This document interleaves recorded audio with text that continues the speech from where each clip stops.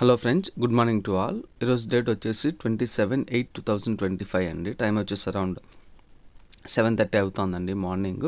DS అభ్యర్థులందరికీ good news అండి. మొత్తానికి ఎంతగానో ఎదురు చూసినటువంటి కాల్ లెటర్ వచ్చేసిందండి. మరి మీకు కూడా కాల్ లెటర్ వచ్చిందా లేదా మీరు కమెంట్ చేయండి. నాకైతే మార్నింగ్ లేసి నేను చెక్ చేసుకోవడం జరిగిందండి. నాకు కాల్ లెటర్ వచ్చేసింది. నాకు వచ్చిన కాల్ లెటర్ను కూడా ఇక్కడ డిస్ప్లే చేస్తానండి. నాకు కడప జిల్లాలో స్కూల్ అసిస్టెంట్ ఇంగ్లీష్లో 5th ర్యాంక్ రావడం జరిగిందండి. మొత్తానికైతే నాకు కాల్ లెటర్ వచ్చింది. మరి మీకు కూడా కాల్ లెటర్ వచ్చిందో రాదో కమెంట్ చేయండి. కంగ్రాచులేషన్స్ ఏమొద్దండి, జస్ట్ ఇది ఇన్ఫర్మేషన్ కోసం మాత్రమే వీడియో చేస్తున్నాను.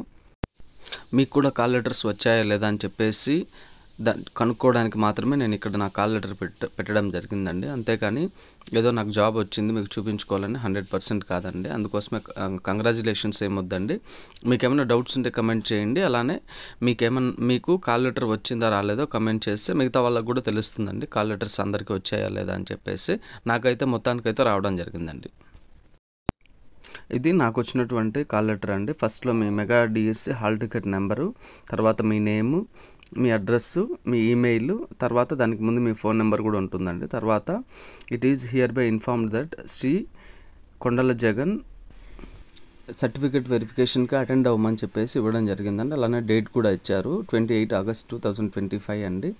అండ్ అలానే వెన్యూ కూడా ఇచ్చారండి. ప్లేస్ వచ్చేసి SV engineering college, Balaji Nagar, Kadapa అండి, 9 AM అండ్ అలానే మీరు వెరిఫికేషన్కి అటెండ్ అవ్వడానికి ముందు ఆల్ రిలవెంట్ డాక్యుమెంట్స్ని అప్లోడ్ చేయమని చెప్పేసి కూడా ఇవ్వడం జరిగిందండి. ఆల్రెడీ నేను అప్లోడ్ చేశానండి మొత్తం అన్నీ కూడా.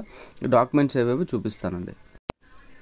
ఇక్కడ మనకు చూడండి, ఇంకా మనకు a call letter for certificate verification does not confer any right to selection. అంటే మన కాల్ లెటర్ వచ్చినంత మాత్రాన మనం డైరెక్ట్గా సెలెక్ట్ అయిపోయినట్టు మీనింగ్ కాదు అని చెప్పేసి అండి దీనికి మీనింగు.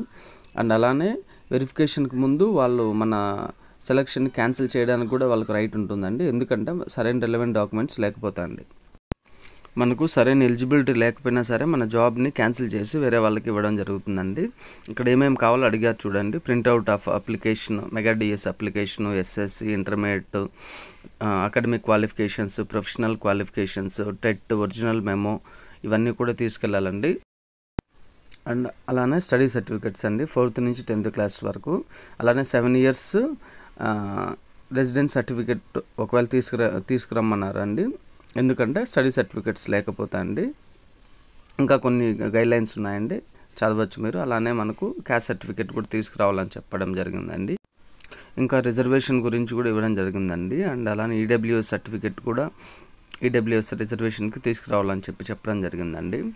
అండ్ అలానే PH certificate, RCI registration certificate, service certificate, experience certificate principal పోస్టులకి అండి. దీంట్లో అన్నీ అవసరం లేదండి, ఎవరికి ఏం అవసరం అయితే అవి తీసుకొని రావాలండి.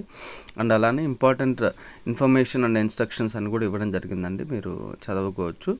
అండ్ అలానే గెస్టెడ్ ఆఫీసర్తో సైన్ చేసినటువంటి జిరాక్స్ సెట్స్ ఒక 3 తీసుకురమ్మని చెప్పారండి.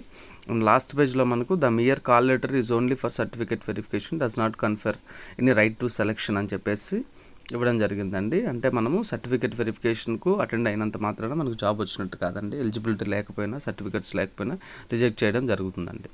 ఇదండి మొత్తానికి నాకు వచ్చినటువంటి కాల్ లెటర్. మీకు వచ్చిందో లేదో కమెంట్ చేయండి.